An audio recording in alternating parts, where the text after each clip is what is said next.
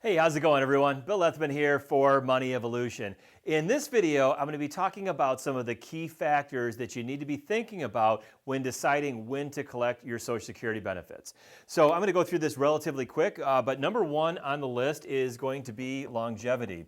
And so if you run through any of the online retirement calculators, they're going to help you determine Social Security. That's going to be a big one. So obviously with any regular stream of income payments, whether that's Social Security or trying to figure out how much your pension is actually worth, one of the biggest considerations is going to be how long you're going to live. Of course, none of us really know that for sure, but we can kind of think about some of the things in our family, what's our family health history, and how long some of our parents or grandparents might have lived and everything to give us some idea.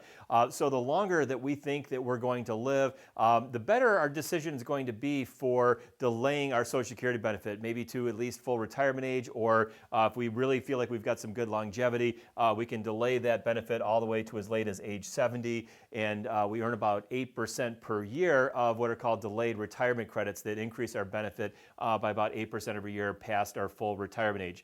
So that's going to be number one. We also might want to, as we're thinking about that too, consider that with our spouse as well. So if we're married and we're thinking about how to coordinate the benefits, in fact, I just got done doing a video about how to do exactly that. We might want to maybe change that up a little bit. Maybe the higher wage earning spouse delays taking their benefits to age 70 or at least a full retirement age, but maybe that lower wage earning spouse takes their benefits early. So some consideration there. Number two on the list is going to be some of the differences in ages between spouse. So again, that's going to be something I talked about in that other video about how to coordinate spousal benefits as well. But in particular, we have a couple things. Number one is that women tend to live longer than men. And if we have a spouse that's maybe a woman that is younger in age, we might want to think about that and maybe delaying the benefit for that higher wage earning spouse or for the older spouse so that it ensures a better survivor benefit. So that's going to be something that we want to think about there. So we're going to say spouse's age. And if there's differences in age there, having something that's delayed that gives them some of those survivor benefits, that's going to be probably a good thing. Number three on the list is going to be probably one of the ones that really gets underlooked because it's really a much more complicated calculation and it's really more of a complicated question, really, to be perfectly honest. And that's going to be, what are your other assets and your ability to meet some of your retirement needs? So something that we do as a part of our comprehensive financial plan, Wealth Vision, kind of a shameless plug there, but wealthvisionplan.com, you can learn more about that. But we also do a great job of it in our Retirement Time Machine program, which is sort of an online program where we help people use the software that we use for our high-end financial plans and build out their own sort of DIY plan here. But this is one of the reports here from our eMoney financial planning software. And this is using a hypothetical example here, but this is our cash flow report. This is something I've talked about in a lot of other videos here, but really understanding all of those different moving pieces of your retirement.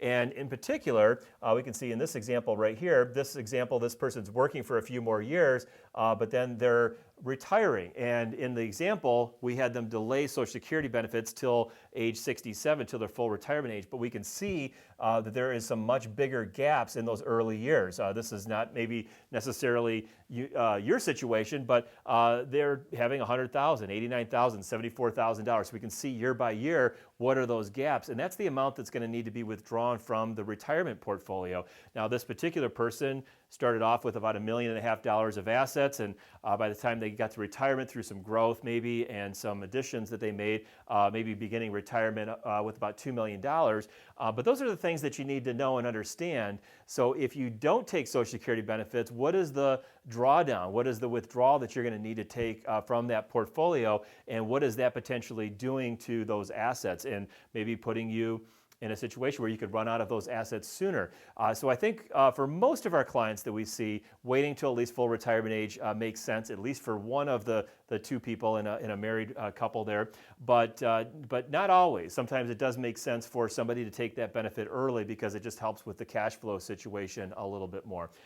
So going back here, number 4 on the list is going to be working? Are you still working? And if you are, that's going to complicate things. So in fact, on the YouTube channel here, one of my most popular videos is working while collecting Social Security benefits. So if you're thinking about collecting Social Security, but you're still working, you're going to want to be very careful about how much money you actually make. So for 2023, if you're before the year you reach your full retirement age, you can only earn up to $21,240 before the Social Security Administration starts taking some of that money back. I'm not going to get into all the details of that, but if you make over that amount, you're going to start to lose some of your Social Security benefits, and it's really going to kind of negate the benefit of having collected that benefit in the first place.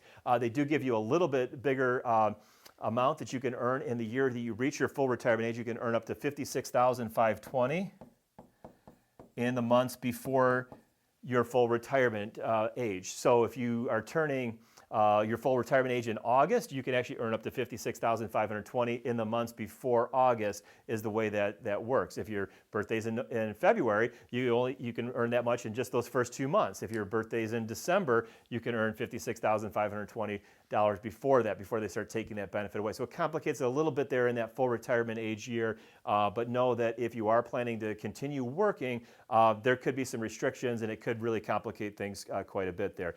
And number 5 on the list is some people believe that Social Security is going to run out of money. In fact, if you look at the Social Security Trustees report, that's exactly what they say. They say that unless Congress acts and puts new measures in place, the Social Security Trust Fund is essentially going to run out of money by 2033. Now that comes out every year, and some years it's over the last few years been 2034. I think it's been as low as maybe 2032 in years past, and it depends on a number of factors, how many people are collecting and the workforce and taxes collected and everything. But that's a very real thing, running out of money. And if that happens, according to the Social Security's trustee report that just came out this year, they said they would only have enough money to pay for about 77 cents out of every dollar. And I don't think anybody is going to be happy with that. Now, I personally don't believe that this is going to happen. I don't think that Congress is going to let this happen and basically just tell people that, hey, you've been counting on this much, but you should only really count on about 77% of that amount.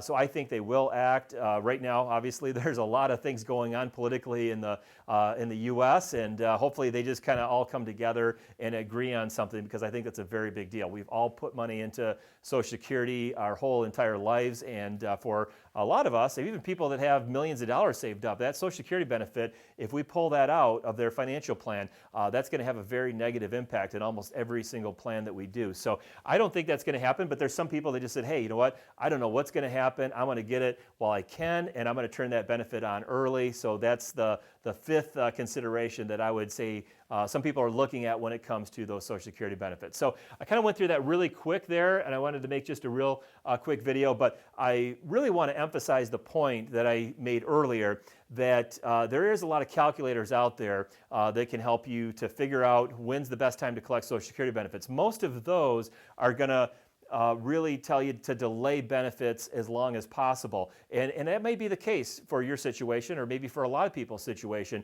but understand there are some other things, and in particular, this right here. What are your assets ability to provide that income if you don't turn on that Social Security benefit, and how does that all work together?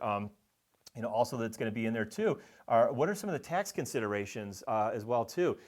We talked a lot about in some other videos about managing and optimizing your tax situation, and if you delay Social Security benefits, that could keep you in a little bit lower tax situation for a few more years. Could allow you to do some more Roth conversions in those years while you're basically doing that in some of the low tax years, but also you're getting the benefit of the increased Social Security benefits in there as well. So anyway, that was a real quick video. Hope you enjoyed it. If you do, be sure to hit that like and subscribe button.